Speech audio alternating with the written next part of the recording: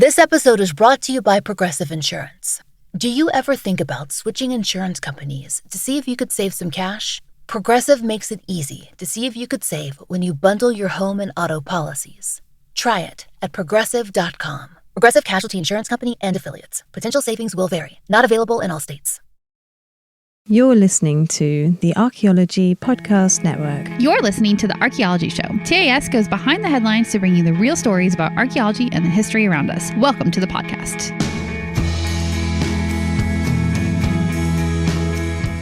Hello and welcome to the Archaeology Show, episode 311. On today's show, we talk about the discovery of a rare sealed Maya tomb and the latest discovery of Atlantis, quote unquote. Let's dig a little deeper and find Atlantis 1, 2, 3, 4. What are they? How many are there? I know. What would the other Atlanteans be called? B Atlantis, Atlantis C, Atlantis D. I don't even know what we would call them. I have no idea. I don't know.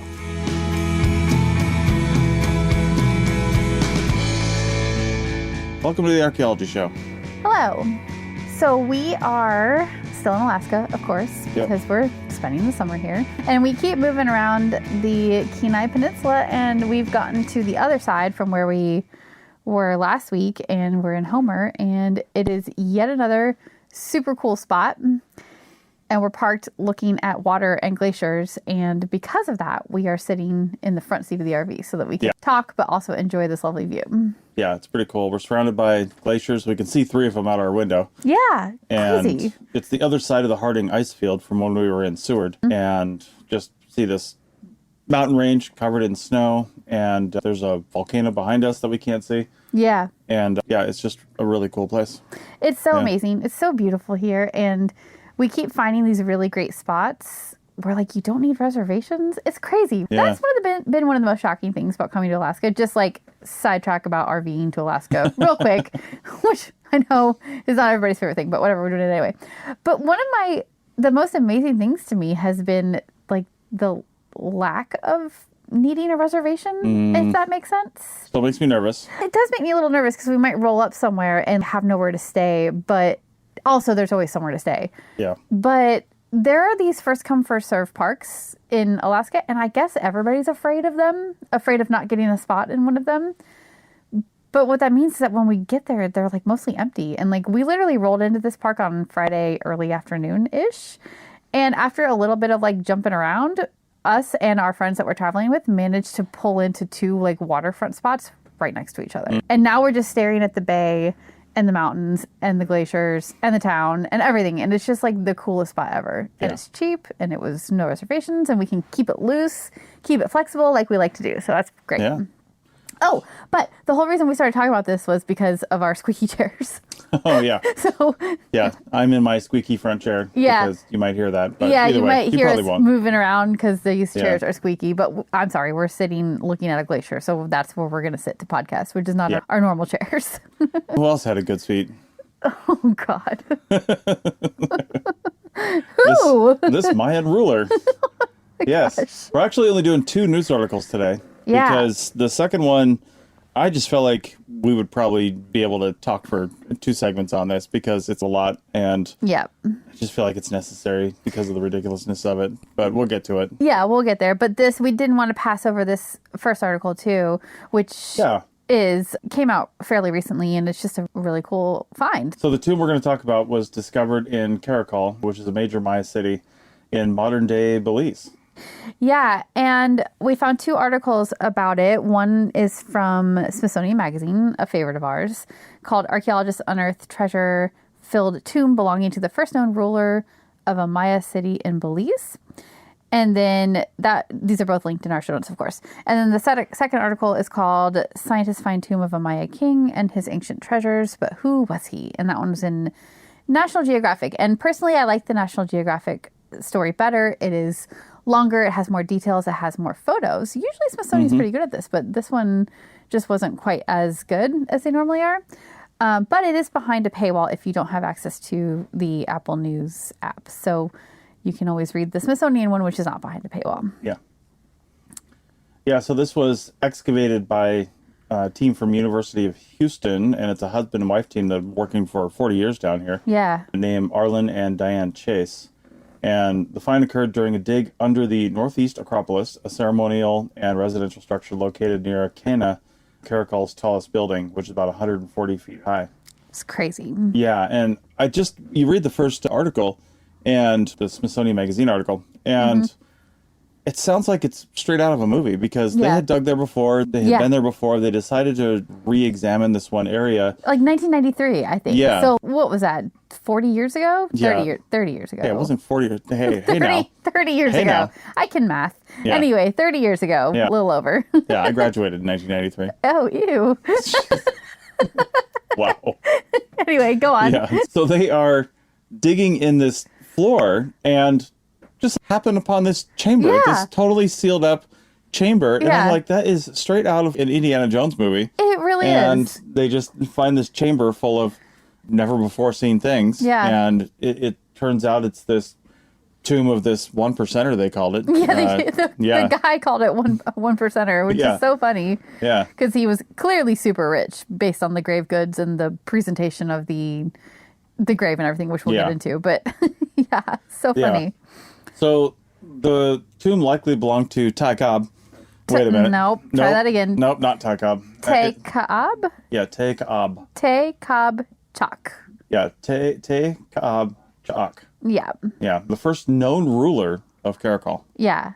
And take that word likely and really focus in on that, because they're doing a lot of storytelling and not assuming, but like educated guessing based on all of the stuff that we're about to tell you about, which is fine, I think. But they definitely have not found like any hieroglyphs or anything that specifically say his name yet.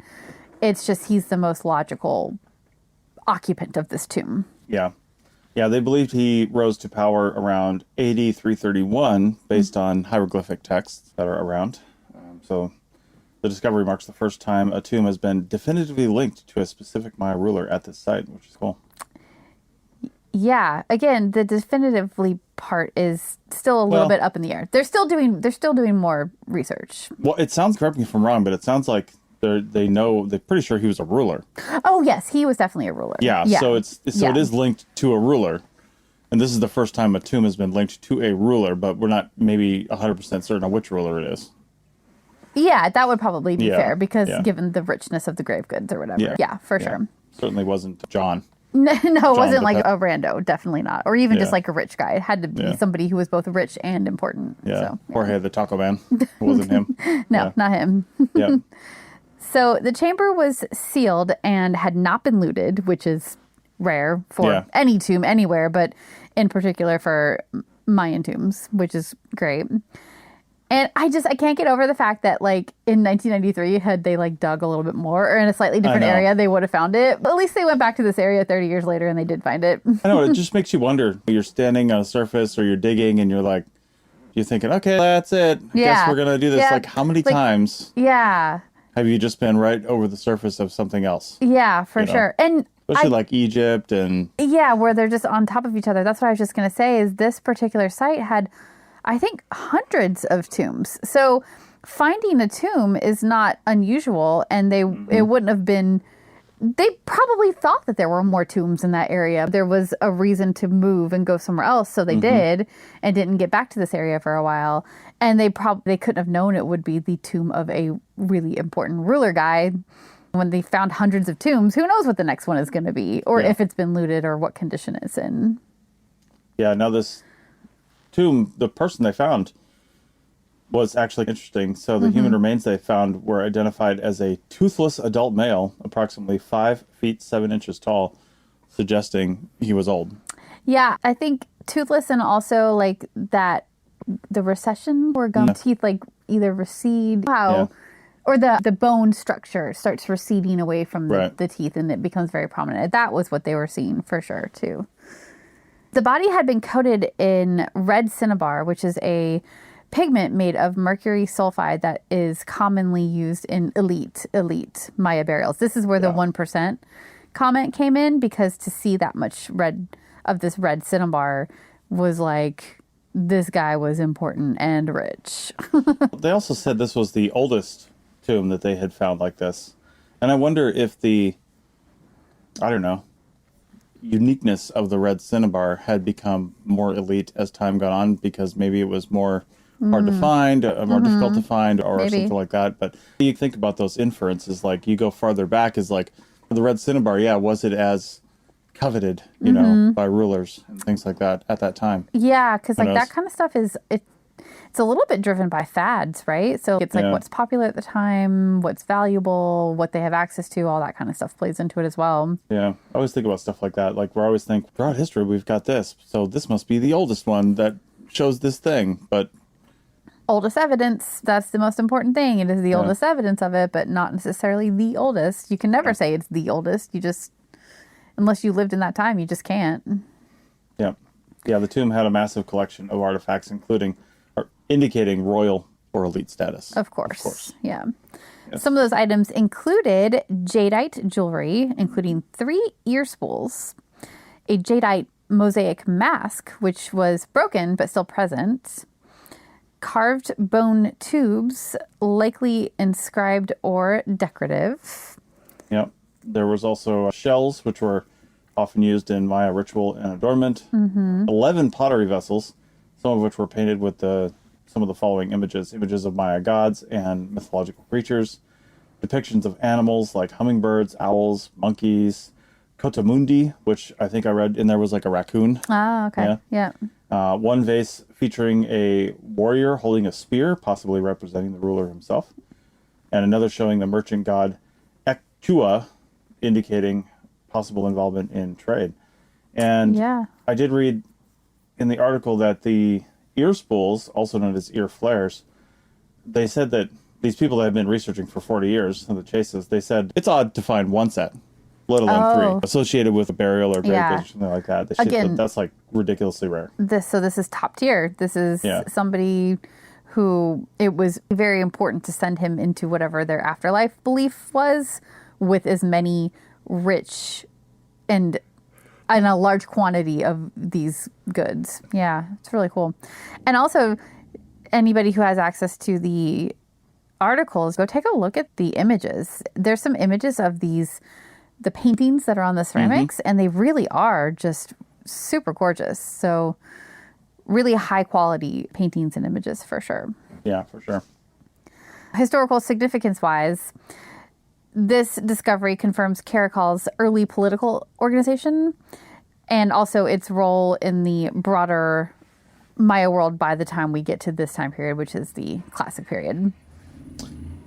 Just in case I am not as good an editor as I think I am, or a sound engineer, we are in a tight RV park, and a generator just started up right next to us. So like a really loud one. Yeah, so you know, we don't use our generator hardly at all because we have solar panels, lithium batteries. We are off-grid capable. We've been charging all day. We haven't started it since we got here. No, we haven't. It's been probably 4 or 5 days since we've needed to use it. And that time's probably coming to an end because there will probably be clouds and rain tomorrow, and we'll have to use it at some point. But it only takes a little bit of sun during the day for us to stay up. You know who else didn't need a generator? Chak is credited with founding the dynasty without a generator that would go on to make Caracol one of the most powerful Maya cities. Yes, and the presence of Ekchua suggests Caracol had established trade routes or was influenced by commercial activity as early as the 4th century CE. So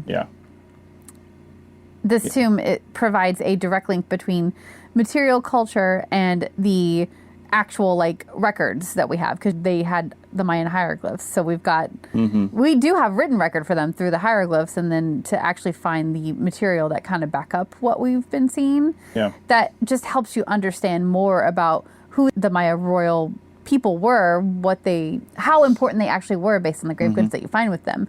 It's nice. It's like backup evidence, right? Yeah. It makes what you read on the walls match up with what actually happened in real life, or at least in the burial.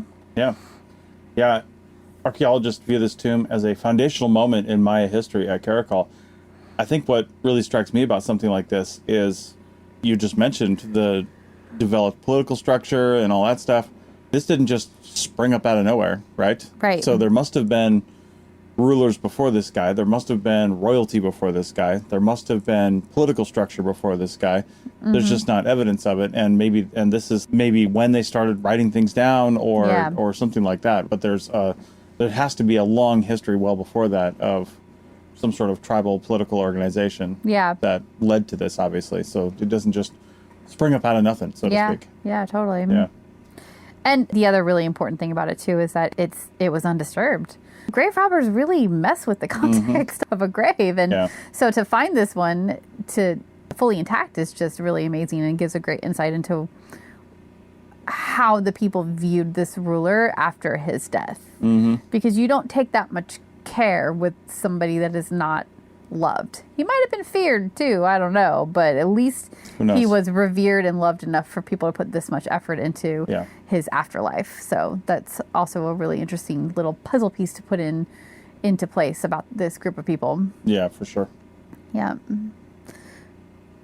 On the other side of the break, we're going to start our next two segments, and we're going to talk about, wait for it, Atlantis has been found. Oh, God. If you haven't heard it before yet, you've heard it now. Back in a minute. Welcome back to episode 311, the Archaeology Show. And now we're going to talk about the latest discovery of Atlantis. Now, I started seeing this article probably about a week and a half ago or so, and I brushed it off. I don't know if I want to talk about this because this is stupid. But then I actually read, because I just saw headlines, and I actually read one of the articles. Because, I mean, it's probably, I would say, a few times a year somebody talks about Atlantis some way or other. Yeah. They're almost like Stonehenge articles, except those are real and backed by science. Right. We saw this one, and I'm like, no. But it's just everywhere, and this particular person that is making these current claims happens to have some of their own backing and is probably going to make some waves. And that's why I figured we should talk about it, because you guys are going to see it. And we know you're smart enough not to believe this kind of stuff and kind of dig into it, but this is what the Archaeology Show does. Yeah, I think it's really important to talk about these stories because the way they get packaged up sometimes makes it seem like it's legitimate science. And this article that you linked to is from Men's Journal, which is a silly place to pull articles from. But honestly, we do it fairly often. Men's Journal, Popular Mechanics, your favorite one. I mean, they're so popular. But it's like these weird news sources are picking up archaeology and historical and reporting on it recently, and I don't know why, but it's for clicks. It's for clicks. That's why they're doing it. If half the world out there is Apple users, right? And they are using their Apple News app, and they are looking at news. Now, the other half are Google users, and they're using their Google News app and doing the same damn thing, right? Yeah. So they're looking at their Google News, they're looking at their Apple News, or Apple users are looking at Google News. It doesn't actually matter. You're looking at aggregated news by these companies, and the companies that either pay the most amount of money or have the best SEO, search engine optimization, they're going to get in front of your face, right? Yeah. And all they're trying to do is get you to click on their article, which takes you to their website, and then you read this crazy article, and then you're like, oh, what's this other thing I can click on? That's their only hope. Yeah. That's why Men's Journal is reporting on a discovery of Atlantis. They're not an archaeology outlet. Right. They don't care. And to their credit, right at the beginning of the article, they do cite the actual article they took it from, which isn't even a source article to begin with. Right. And turns out there is no source article for this. So we're going to get to that in a minute. Yeah. But anyway, that's why we're talking about this, because it's the kind of crap that you're going to see in your news feeds, so we need to talk about it. Yeah, and we've always said that's why we talk about this stuff. And sometimes it's because we're applauding really great research, and then sometimes it has to be like this, where it's, look at what is out there now. Right. Anyway, okay, so the other reason why this popped up, because you saw this article, and you mentioned it to me, and I was like, oh, is it the thing that Andrew talked about? Yeah. Because I do most of the editing for the APN, and last week's episode for pseudo-archaeology, I think it was last week, it came out on July 2nd, so, a little over a week ago. And it was Andrew Kinkella in his show, he talked about the Cosmic Summit 2025, which is where this new, quote-unquote, new research was revealed. Yeah. And he covered it a bit in that episode. So that was where I first heard about it. And we will link to his show in the show notes so that if you are interested in listening to him break it down, you can go and listen to his show. And we'll link to a few other things, too, that we'll talk about here in a minute. Yeah, for sure. But to get into this a little bit, first off, this little sort of quote from actually the Live Science article that I linked to that kind of breaks a lot of this stuff down really good. It says, Atlantis found, ! Again, and as usual, scientists are raising their eyebrows. Yeah. So we'll get into some other stuff from the Live Science article a little bit later in that segment. Yeah. But what's the claim itself? Yeah. Let's get into what that is. The person making this claim is a guy named Michael Donnellan. And in the Men's Journal article and the one they linked to, which we're linking to both of them. Yeah. And again, I don't even know. I can't even barely tell what the thing is that Men's Journal is linking to. It's hard to tell what it is. It's something or other. I don't even know. Yeah, it's according to Diario AS. It's weird. You click on it, and I don't even know what this website is, really. I can't figure it out. But anyway, Michael Donnellan is calling himself an archaeologist, claims to have found Atlantis off the coast of Cadiz, Spain, which I think is in the Straits of Gibraltar from the reading I did. Southern Spain, yeah. Yeah. He presented his findings again at the Cosmic Summit, which took place in Greensboro, North Carolina, Yay, June 20th North Carolina. Good to job. the 23rd, yeah. 2025. He released a documentary featuring underwater footage of concentric stone rings and ruins that he says match Plato's description of Atlantis. So that's the claim. Yet another. And the first anybody actually knew about this was the trailer he showed at this, like Comic-Con style. Yeah. At this show. Yeah. At this conference. Yeah. And that's it. Like there's no peer-reviewed science. There's no anything. We'll get to him in a minute. And that's why you have to be skeptical of this stuff. Because if it's one dude who comes out with some pictures and some big claims and is, look what I found, you just have to be skeptical of that. Let's talk about his findings. Yeah. Or what he did find stuff. Sure. So let's talk about that. Yeah, there's stuff there. So he found, and there's video footage of this. He's a diver, had dive teams down there, and he's actually the film company that he owns, which we'll get to in a minute, is actually partnered with like a laser scanning company. I can't remember what they are, something like that. Okay. Yeah, but they found 3 concentric walls underwater, what they're calling walls, a rectangular central, quote, monument, sculpted canals, collapsed walls, and large stone blocks. This evidence, the underwater stone rings and walls, could just as easily be natural formations or from known ancient peoples. Right, So, because here's something else. Yeah, I think what a lot of these guys like to ignore or overlook, maybe on purpose, maybe not on purpose, I don't know, is how many things in the natural world can look like walls that were built by humans. Yeah, a lot of them can. Yeah, we've seen that time and time again. There's the roads in Bermuda, right? The underwater. Yeah, that little highway thing. Yeah. It's only one road looking thing. That's also Atlantis, by the way. Yes, that's also Atlantis, but that's in the Caribbean. It's not off the coast of Spain. These kind of things, they pop up underwater all the time, and it's just that sometimes natural stuff is straight or circular, or it just looks like a thing that a human would have made. They didn't, because it's natural. And that's my guess as to what's going on here, but anyway. Yeah, and Donnellan also suggests that, again, these match Plato's story almost verbatim, in his words, and ties the destruction to a catastrophe 11,600 years ago. They have dating and all that stuff, and it matches Plato's dates for Atlantis. Plato, who also wasn't there 11,600 years ago? Also that one? Okay, yeah, that guy. Got it. Yeah. And who couldn't have known when it was. Right. Oh, yeah, he didn't have the dating and stuff? Yeah. He claims that only a quarter of the area has been explored, but that a full exploration could rewrite history. Yeah. So why is this a stretch? And why aren't mainstream archaeologists convinced? Not even a little bit. Yeah. The Live Science article points out that claims like this pop up regularly, first off. Like I said, there's Atlantis claims almost several times a year. And most experts' little BS detectors go off immediately. And one thing that's actually not in my notes here, but Live Science actually talked to Ken Feder.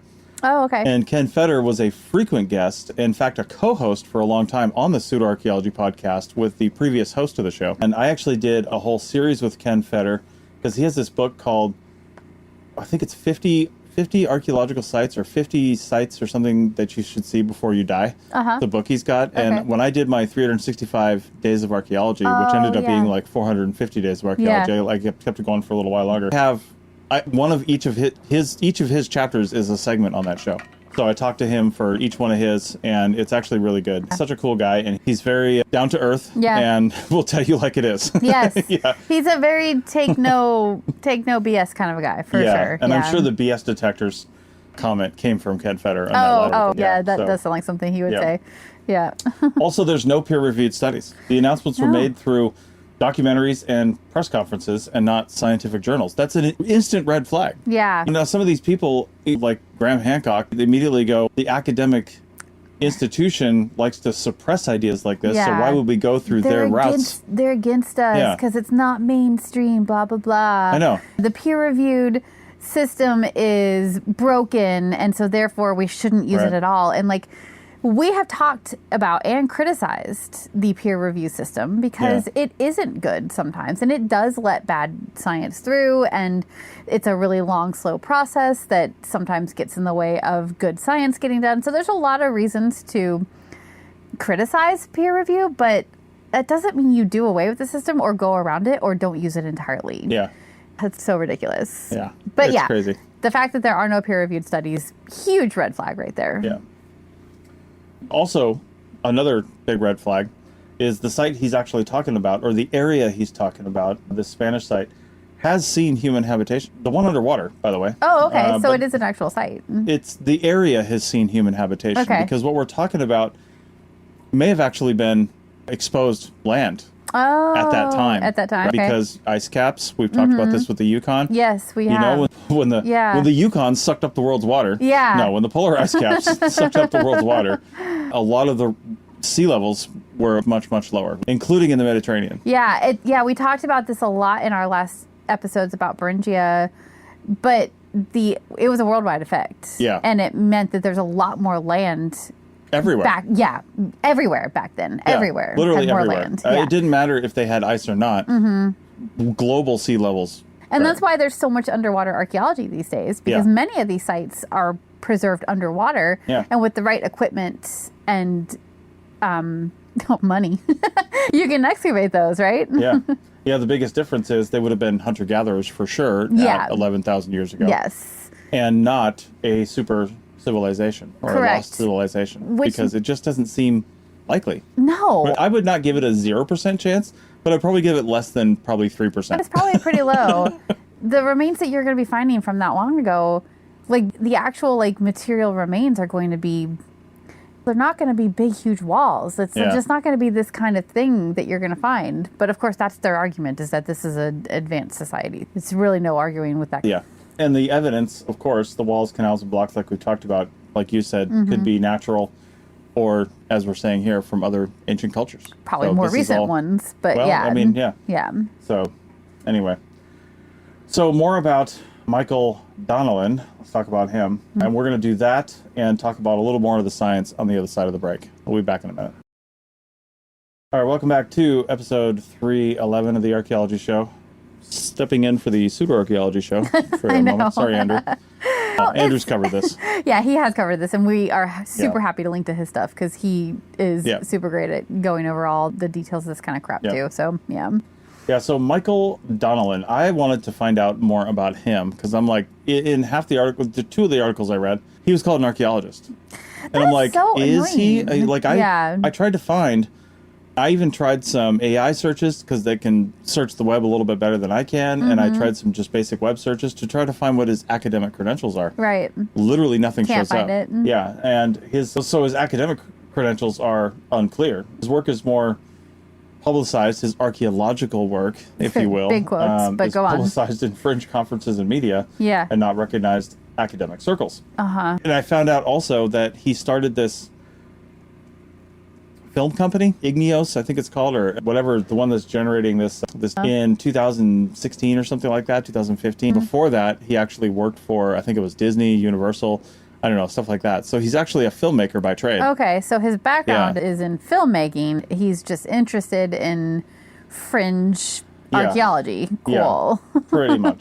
Yeah. And anybody who knows how to dive and can go get the right permits can actually go dive and find stuff and film stuff, and you don't have to be an archaeologist. And archaeology is one of those weird fields where people can just go out and find stuff and call themselves an amateur archaeologist, and a lot of articles will just drop the amateur part. Yeah, they'll just take that. Yeah, they'll just drop it. Yeah. I still think that's crazy, because if I go watch a bunch of all the seasons of ER, I can't call myself an amateur doctor. You really cannot. Nobody in their right mind would call themselves an amateur doctor. Yeah, that's true. It's because of know? the whole licensing thing. Like, you have to be licensed for a profession like that. You don't have to be licensed to be an amateur. I will argue that. That's true, but because there isn't a licensing for archaeology, there's no amateur version of it. I have watched a lot of Neil deGrasse Tyson stuff too. I'm pretty sure I'm an amateur astronaut. Okay. And I'm also an amateur astronomer. I think you should go talk to NASA about that and see what they have to say. Hey, you might take offense to this, but I would say you're probably an amateur professional baker. Sure, I'll take that. Drop the professional word. I'm just an amateur baker. Well. Like, I make a lot of stuff. It doesn't always work out, but it's fine. I have fun doing it. Anyway. All right. Anyway. One of the other deals here, the YouTube commentary and Science Press typically highlights this guy's lack of mainstream archaeological background and the Cosmic Summit that he went to, which we've already mentioned, as a gathering for alternative history, and this is not rigorous science. Yeah. So the YouTube commentary specifically we're going to link to Flint Dibble, who we've mentioned before is an archaeologist, and he's been on Joe Rogan battling against Graham Hancock. He's a real voice and advocate for archaeology against pseudoscience and things like that, and he's doing a lot of really good work. Yep. And he actually had Andrew Kinkella on his show, and they talked for 3 hours. About the Cosmic Summit? Yeah, they did it live, actually. Yeah. And it was 3 hours talking about the Cosmic Summit. And it turns out Flint Dibble has fostered so much hatred amongst the other side, basically, that they had Flint Dibble masks done up, and people were wearing Flint Dibble masks. And one guy said, Flint Dibble showed this. I watched a lot of I watched a lot of Andrew and Flint's. They're live? They're live, yeah. And one guy showed a picture of him wearing a shirt, which is actually pretty funny, but it said Flint sources, and it had stone tools on one side and Flint Dibble's face on the other, and said both are tools, but only one is useful. That's funny, actually. That's pretty funny. He laughed. Flint laughed. Yeah, I bet he did. He said that the guy said a fan sent it in, but they're like making fun of him. No, you designed that. You had that shirt printed. Oh my gosh, that's crazy. Yeah. Oh, man. Anyway, so anybody who brings that much hatred upon themselves must be doing something right. That is so shocking to me, because the couple interviews and shows of his that I've watched, he seems like such a level-headed, straightforward. He tells it like it is, though. He does tell it like it is, but he's never a jerk. Like in his Joe Rogan shows that he did with Graham Hancock, he never rose to the little bitchy fighting that sometimes people get into. That he never rose to that, and he couldn't on that show. He had to keep it level. He does that on his show, though. Oh, does he? I guess I haven't watched his show. On his own show, he will. We'll get into it. Okay, like him and Andrew really had some commentary. Oh, that's so funny. I'm gonna have to watch that now. Okay, here's what I took from Andrew's recap on his show. When you're wondering about this Cosmic Summit thing, what is it? Why does it exist? Why would people go there? Who are these people that are presenting? First of all, it sounds like it was actually pretty small. Like, it wasn't that huge. Graham Hancock wasn't even there, and he's like the king of this kind of information. The first thing I did is I went to the speaker page to see if his name was on it, and it wasn't. He definitely wasn't there. Yeah. But the way Andrew described it in his show is that there's 3 types of like presenters. One is the complete charlatans that are just making stuff up and hoping to make a buck, right? The second type is like people who actually believe what they're doing, and it's like a little bit sad. And then the third is like this sort of, they're actual academics who are on the fringes and can't quite get their stuff published because it's a little too fringy for mainstream science. Yeah. So they go over to something like this, but then like it's a little too sciencey for something like this too. Right. So they have this like nowhere place, which sucks for them because fringe stuff does become mainstream stuff sometimes. I'm not talking about Atlantis right now, by the way. I'm talking about other presenters at this conference. Because they're talking about a lot of stuff at that conference. Yes, a lot of different wild and crazy things. So anyway, those are the people that are presenting there, and those are the kind of people that are like following this sort of news. People that just go in for the conspiracy theory. Yeah. All right, so a little bit about Atlantis, science versus story sort of thing. Does Atlantis actually exist? Is this something we should even be looking for? Right. So Plato's Atlantis, because Plato wrote about it, was likely an allegory or a story and not a land survey. No. He described this thing in intricate detail, which is why people try to look for it, right? Yeah, because they think that much detail must mean that it was real. Yeah. But it came from the brain of a person who was a writer. Yeah. He was a writer. Yeah. Of course it had a lot of detail. Yeah, most classical scholars see it as a myth and not literal history. Yeah. As well they should. Many discoveries of Atlantis have been made over the years in Greece, North Africa, the Caribbean, as we said, and even Antarctica. But none have stood up to scientific scrutiny, of course. Of course not. They've all fallen down. Yeah. It's a great story, but as much as we'd all have defined Atlantis, this is a quote, there's no solid science here, just a lot of wishful thinking and a dash of documentary drama. I'm pretty sure that one was from Ken Fader in Life Science. It just makes sense, right? Yeah. I don't know. Everybody wants this dream to be true. It just, it just can't be. We just have to emphasize basically that you have to be pretty skeptical about things like this. The simple fact that we've got like Aquaman does not help, right? Because that's basically Atlantis. Yeah. And, the Like Little the Little Mermaid. Yeah. But the thing is, those are stories. And we all want it to be true. And yes, but we all know it's not true. The crazy thing is, like 70% of the Earth is covered in water, and most of the ocean has not been explored.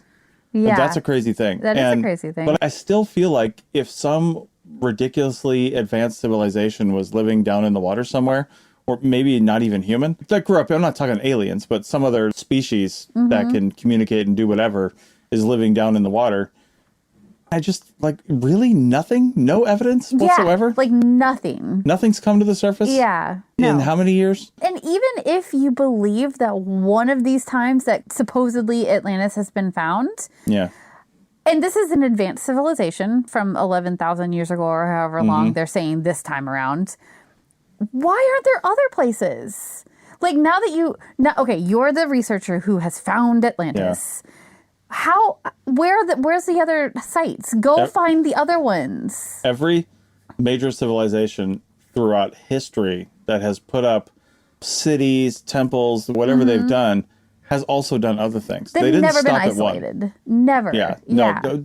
People are crazy, power grabbing, power hungry, and they want to put up more temples and cities to their own greatness. They want to expand, and when you have large cities, you have lots of people. Yeah. People prosper. That means you have more people, and you need more cities. Yeah. And people disagree, and they're like, I don't like the way this guy is doing it, so we're going to go over here and take all of our money and all of our resources and build a different city over here. The one thing I haven't heard, like all these claims of Atlantis across the world, maybe they were all Atlantis. Maybe they were all different cities from the same civilization. Only one's Atlantis. The others have different names. Please don't give Nobody's them ideas. ever said that I've heard. Please don't give them ideas. Seriously. Oh my God. But anyway, that's the kind of stuff, right? Yeah. Like that's what I would expect to find if there was an advanced civilization. Everybody wants it to be lost in advance too. Like, I don't understand why that has to be the case. There's plenty of old civilizations that were pretty advanced for their time that are no longer around, right? Yeah. But the other thing is, this one that was around back, again, 11,000 years ago. Now, I don't know a whole lot about what became the Mediterranean right there around that time and how the Mediterranean filled in. But we talked about with the Yukon. I mentioned the Columbia Plateau in eastern Washington, and there's definitely been other places where this has happened. But when the glaciers start to melt and they really start to pick up speed on the melting, and you get these glacial lakes that are basically stopped up by either ice dams or something else, and that opens up, it can literally flood a lot of things in a very short period of time. And according to Plato, which again, how does he even know what happened 9,000 years before he was alive? There's no way he could have known. But let's just say he did somehow find evidence of this, even if he could. But anyway, they said Atlantis was basically sank into the sea in a day and a night. Yeah. That's what he wrote, right? So that's about the only way it could have happened. It was either earthquake, that's why Santorini was one of the common thoughts of why that's what, because Santorini's basically was an island and now the middle's gone. Okay. Because it was a volcano or an earthquake or something, and it basically the whole middle of it just sank below the ground. Yeah. Yeah, and sank below the sea into the Mediterranean, or whichever sea it's in. I know it's in the Mediterranean, but one of the little offshoots there. Oh, yeah, one of the little bays or whatever one it is, But anyway, I'm just wondering, 9,000 years ago, if this was land, was there a catastrophic fill-in event that could have destroyed something that was there? Now, that something probably wasn't monumental stone architecture, but hey, there could have been an ancient culture back then that was figuring some stuff out. The Egyptians were doing it 6,000 years ago. Yeah. You know? I guess that is always what gets me too, right? Like, why does it have to be an ancient advanced civilization, as in, like, why couldn't it have just been a civilization from back then who was doing some cool shit for that time? Yeah, you know? If we're talking concentric stone rings in a temple, I could almost believe that 11,000 years ago. Yeah, because it's not totally inconceivable. What's the old one in Turkey that's about that time? Çatalhöyük. Yeah, that's about that time, right? And there. That's Turkey. It's different, but it's not that far away from there. So if you want to say that this might be a site that is contemporaneous with what was happening in Turkey, like, sure, people could have been doing that. I'll give it that. No, I don't know anything about the history of Spain specifically or this region, so maybe the people in that area weren't that advanced yet. But humans, Neanderthals, all over the place right there. Yeah. So that's true. Yeah. So, like, why does it have to be this, like, super crazy advanced civilization that disappeared and left behind this underwater? Like, it doesn't have to be that. Yeah. It could just fit right into the normal archaeological record. Right. Ugh, the sensationalism of it all really gets me. Yeah. Sounds like it's time for a glass of wine. I think it might be. Yeah. The sun's going to set in approximately 4 hours. Yeah. Well, if actually, it does. I guess it's 3 hours now. Yeah, 3 hours now. Yeah. 11:11 I've got on my phone here. Oh, yeah, exactly 3 hours from now. Cool. All right. That's about all we've got for this time. Again, stay skeptical and don't believe everything you read. Yeah. Dive into it. And if just really quick, when you're looking at your news sources and you get something that doesn't seem like a science first news source, go find a science news source to either corroborate or be skeptical of what you're reading. Or hey, use AI, because you can use Gemini. Gemini is actually more current than ChatGPT. And actually, I went to Gemini and I said, I was wondering about the cosmic conference thing. And I said, what are the criticisms from academics about Cosmic Conference, and cite your sources? Oh, yeah, you have to say what it said. I don't think I have it up anymore. It deletes my history, but it basically, one of the little paragraphs was prominent archaeologists like Flynn Dibble and Dr. Andrew Kinkella. That was my favorite. Were saying that basically this was akin to like a clown show.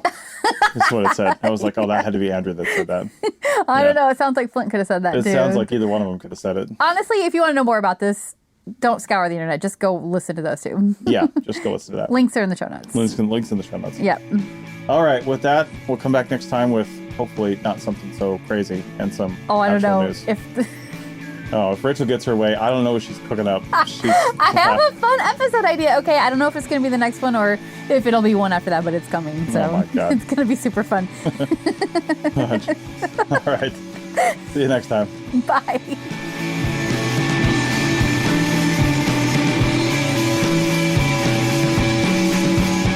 Thanks for listening to The Archaeology Show. Feel free to comment and view the show notes on the website at www.archpodnet.com.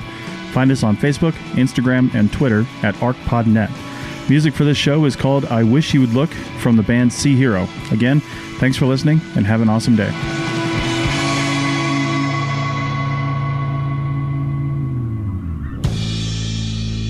The Archaeology Podcast Network is 10 years old this year.